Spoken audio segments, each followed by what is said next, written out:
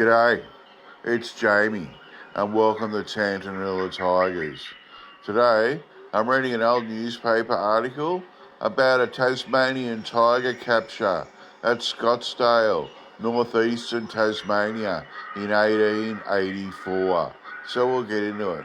This was published in the Launceston Examiner on Saturday the 10th of May 1884, titled Correspondence, the Foray of Tasmania. To the editor. Sir, my attention was called a short time since to a complaint from a correspondent in the columns of your widely read journal that it was necessary for a Tasmanian to take the trip to Melbourne to see the indigenous wild animals of his own country.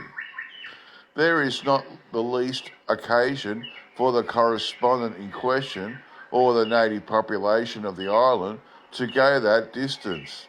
They need only take a trip on one of Beswick's coaches as far as Scottsdale and will soon find themselves suited, especially if a little notice be given of their intended visit.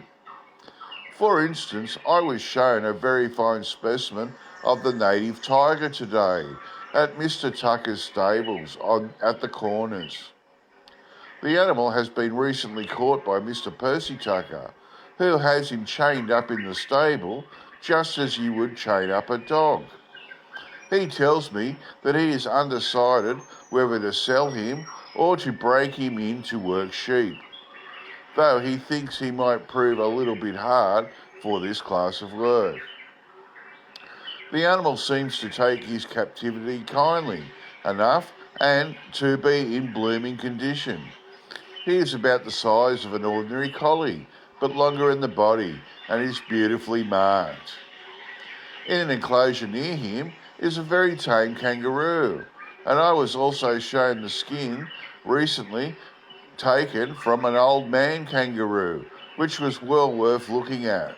The defunct owner of the pelt weighed over 60 pounds and was 10 inches around the tail. Mr. Percy Tucker, who is coming out quite in the main Reed Trappert style, has caught other tigers alive at different times, one of which was sent to Launceston a short time since. This last captive was caught in a springer, set about 1.5 miles from the centre of town, by the off forefoot, and it says something for the ingenuity and nerve of his captor that he succeeded in releasing his prey uninjured, single-handed, taking him home and chaining him up as he would his sheepdog. Your correspondent would meet with other advantages besides an introduction to our wild animals should he take my tip. He would see one of the finest and most progressive districts in Tasmania and possibly be so charmed with what he saw that he might be induced to cast his lot amongst us. Well, he might do worse.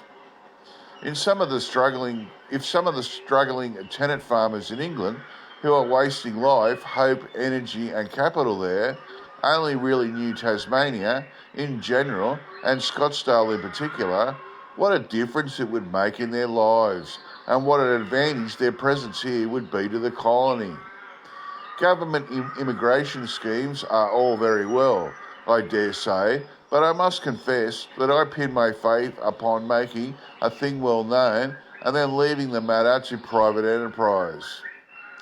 Were the truth, the whole truth and nothing but the truth about Tasmania known throughout Old England, we need go to very little expense assisting immigrants.